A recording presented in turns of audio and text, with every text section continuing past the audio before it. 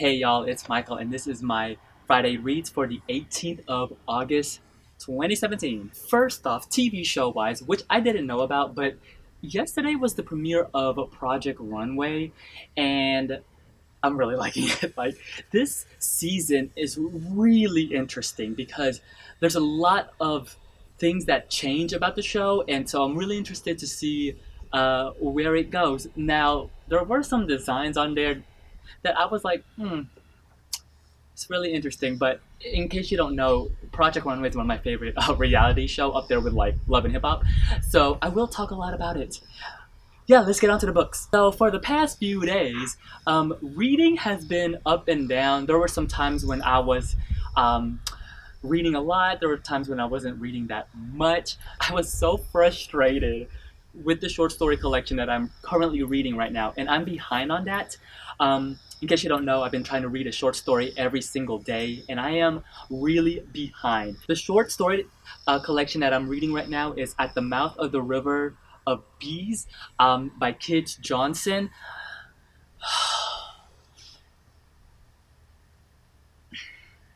Okay.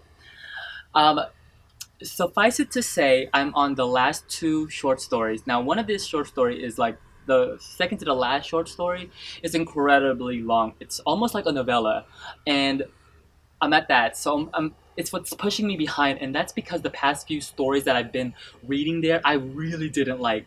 Like as a collection, I think it's really messy. It's all over the place. It seemed as though I don't know. This is like just like random.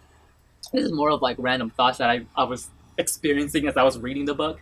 Um, it had I understand her inspiration behind like Japanese culture and Japanese history. If you're gonna do that, you better come correct, and you better come actually far more than correct. You need to come like farther than what farther than usual. And there's some stuff in here that when I talk, I'm definitely gonna go talk about this book because it's almost not gonna be like what I think about it. It's gonna be more of a rant.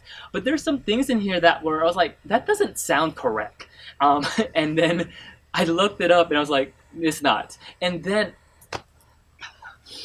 there, one of the short stories, it's called The Cat. You know what? I got my notebook right here. It's called The Cat Who Walked 1,000 Miles. This this short story was so frustrating to read because of the writing style. That was so frust- I was so frustrated reading it that I was just and then one of the short stories really just was all just like out there. The next one after that, it's called Spar. So in my love of anime, if you ever love anime, like if you are a fan of it, then eventually you'll run into what's called hentai. A long story short, hentai is basically anime porn, but not in the porn that you would think of. Um, it's it. I'll talk about it. I'll get my thoughts, and I won't be as mad. But one of the things that really irks me with anime in general, and it baffles me, and I don't understand it, is this fascination with tentacles. So I'm just gonna leave it at that. I don't know what it is. It must be something that I don't understand, but I don't really understand this fetish thing with tentacles. It's really weird to me. To me, okay? Um, yeah, it's just I don't know. I don't get it. This thing with tentacles, it's really baffling to me. Maybe someone could explain it to me, and I'll be like, oh, okay. But I think this short story is a mess, and I know I should DNF it. Denise did say life is too short to keep reading. I fully understand that. I completely understand, because I'm also at the point where I know that I'll never get to all the books that I want to read in my lifetime. There's just too many. But I'm also one of those people like I just want to finish it.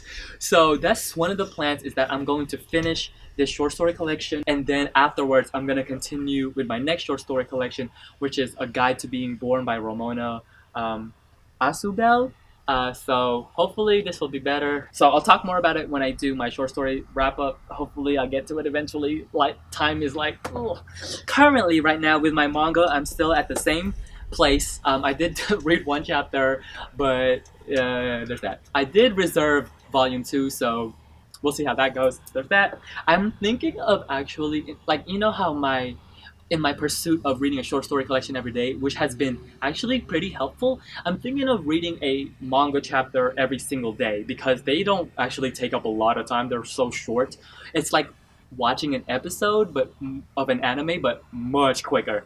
So that might be actually in the plan. I'm thinking about starting it maybe like today. I think it'll actually go as well as my short story every single day. I did get a good chunk of Swing Time by Zadie Smith.